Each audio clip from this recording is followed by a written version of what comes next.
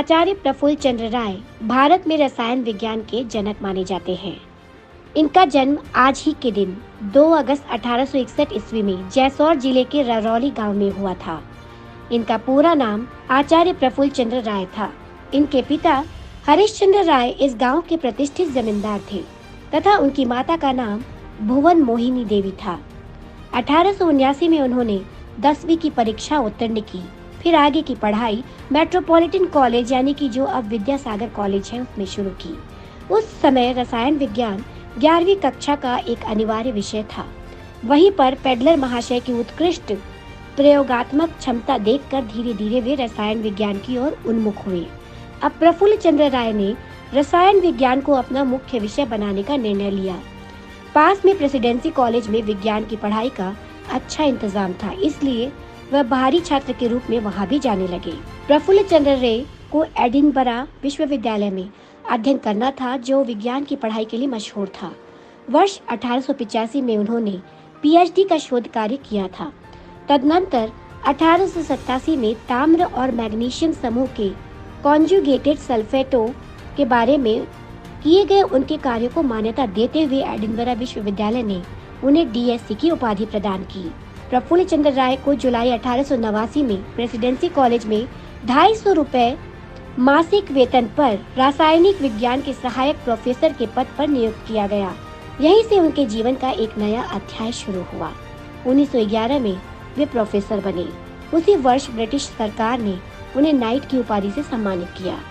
1916 में वे presidency college से रसायन विज्ञान के विभागाध्यक्ष के पद से सेवानिवृत्त हुए। फिर 1916 से 1936 तक उसी जगह एमेरिट्स प्रोफेसर के तौर पर कार्यरत रहे। 1933 में काशी हिंदू विश्वविद्यालय के संस्थापक पंडित मदन मोहन मालवीय ने आचार्य प्रफुल्ल चंद्र राय को डीएससी की मानद उपाधि से विभूषित किया। वे देश विदेश के अनेक विज्ञान संगठनों के सदस्य रहे। अमोनियम नाइट्रेट का संश्लेषण उन्होंने किया। एक दिन आचार्य राय अपनी प्रयोगशाला में पारे और तेजाब से प्रयोग कर रहे थे। इससे मर्क्यूरस नाइट्रेट नामक पदार्थ बनता है। इस प्रयोग के समय डॉक्टर राय को कुछ पीले पीले क्रिस्टल दिखाई दिए। वह पदार्थ लवण भी था तथा नाइट्रेट भी। यह खोज बड़े महत्व की थी। वैज्ञानिकों को तब इस पदार्थ तथा उसके गुण धर्मों के बारे में पता भी नहीं था। उनकी खोज प्रकाशित हुई तो दुनिया भर में डॉक्टर राय को ख्याति मिली। उन्होंने एक और महत्वपूर्ण कार्य किया था, वह था अमोनियम नाइट्राइट का उसके शुद्ध विशुद्ध रूप में संश्लेषण।